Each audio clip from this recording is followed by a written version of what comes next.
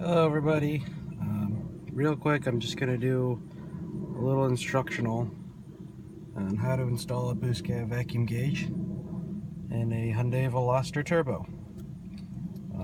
There are other videos out there on how to install boost gauges on different other vehicles, a lot of WRXs as a matter of fact, but none for this particular model, and I know that's what I was looking for when I was trying to figure this out. So first and foremost, things you will need.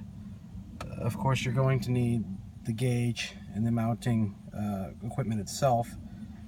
I really wanted something to mount it in dash, not on the A-pillar, because that's what I had in my old car and I didn't really care for it. I kind of like it having being front and center. So this is probably a little more rough because I just bought a universal kit rather than paying like $130 to get the custom-made kits they have out there. So anyway, this little setup here with the tubing and the wiring and the gauge cluster, I don't think that cost me more than about $40–45 on Amazon. So if you're looking to do on a budget, that's the way to go. But in addition to that, you're going to need a few other tools and doodads. First and foremost, you're going to need some fuses, extra long. I guess they're miniature fuses, extra long. You'll need them in 10, 15, and 20. You're going to need, at the bare minimum, electrical tape. If you want to do a little more fancy, use yourself some wire nuts. The way I mounted it, I did it kind of simple and cheap. I just used Gorilla double-sided tape. Believe it or not, I've left this car out in 95-degree weather in the middle of the day, and this stuff still held strong. So it's not a bad deal if you don't feel like drilling and screwing. You're gonna need 18 gauge automotive wiring, a Phillips head, and I forget what you call these. I guess a wire cutter separator tool. Right. So with that tubing that you get with the kit, you want to run it from the gauge down however you like. I try to have mine as covered as possible. Let's see if I can show you. Probably not.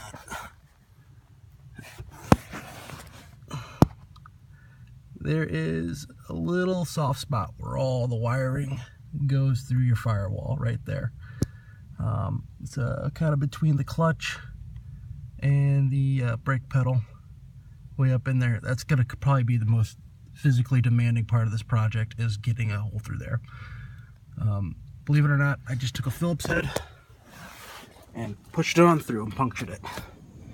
Once I did that, I attached the end of the tubing onto the end of the Phillips head here and threaded it through.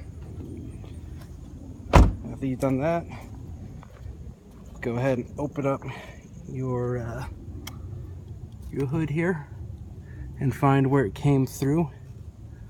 Let's see if I can see where I did it. It's gonna be hard to see, but you can kind of see the tubing right there. That's where it comes through. So from there, you just gotta pull it through, kind of plumb it however you like, but you gotta get it over to this doodad. Here, give you some perspective here. This vacuum line right here is the one you want to cut, put a T in,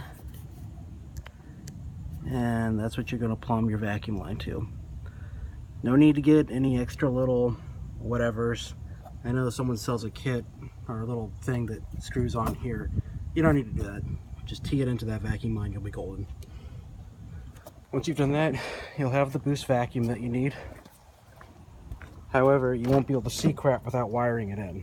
And for someone like me who doesn't do wiring, that was probably one of the more difficult things. So, you got 4 wires here: black, yellow, orange, and red. I'm trying to remember what it said. You can look this up on the Glow Shift website, but I believe it is black is your ground, red is your positive, yellow is your negative, and orange is like extra credit. And I'll explain that in a second. And the easiest way to wire those in is to come down to your fuse box and remove these fuses. That 15 up there in the top left corner, that 20 about 20 about midway down, and that 10 about all the way down. Then you take your wires, you wire them up to those fuses, those extra long fuses I showed you earlier, wrap some electrical tape around them, and then then insert them, and those will work just fine. Do that, they'll all power up. Your ground, you don't want to put that right here on this little nut here. That's metal, metal, perfect. Try to focus that a little bit better. There we go. That orange that I said was extra credit, that one, well, I think I included that when I was explaining them earlier. You just do all these, and what that does is that'll make it so when you turn the headlight on, it'll dim the gauge a little bit.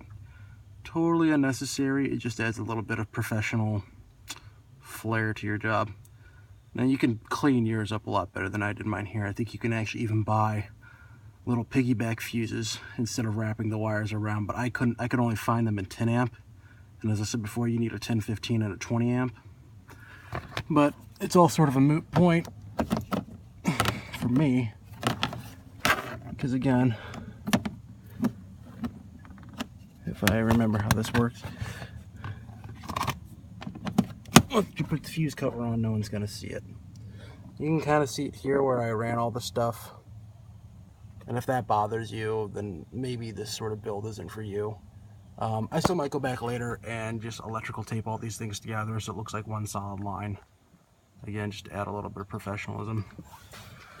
But if you follow the steps front to back, you get all the required materials the first time you go to the auto store, the hardware store, unlike me. It should probably only take you maybe an hour, hour and a half. And just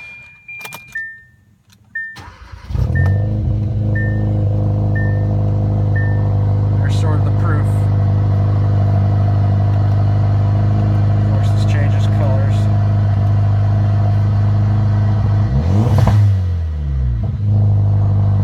Make your contribution today online at STL Public Radio. Call 314-516-4000. I don't want to rev it too hard because this is a cold. There you go. That is a fully functioning boost gauge. Dims when I turn the headlights on, although you can't really tell in the daytime. But yeah, I sincerely hope this was helpful. Feel free to post any questions in the comments if you're confused on anything.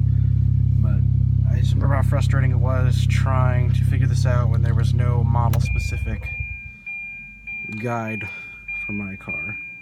And I didn't post a step-by-step, I'm sorry, I'm not that good with cameras. This is all just shot on an iPhone. I'm not a professional by any means. Nonetheless, I hope someone takes something away from this and is helpful. Alright guys, thanks for watching. Have a good one.